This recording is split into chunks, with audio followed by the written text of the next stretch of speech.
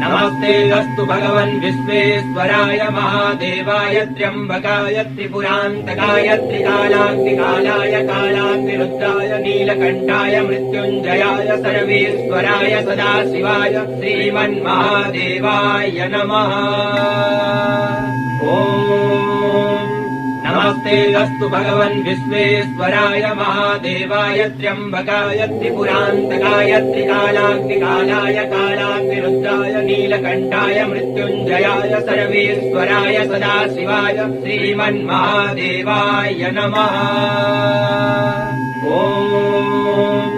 नमस्ते अस्तु भगवन् विश्वेश्वराय महादेवाय त्र्यम्बकाय त्रिपुरान्तकाय त्रिकालाग्निकालाय कालाग्निरुद्राय नीलकण्ठाय मृत्युञ्जयाय सर्वेश्वराय सदाशिवाय श्रीमन्महादेवाय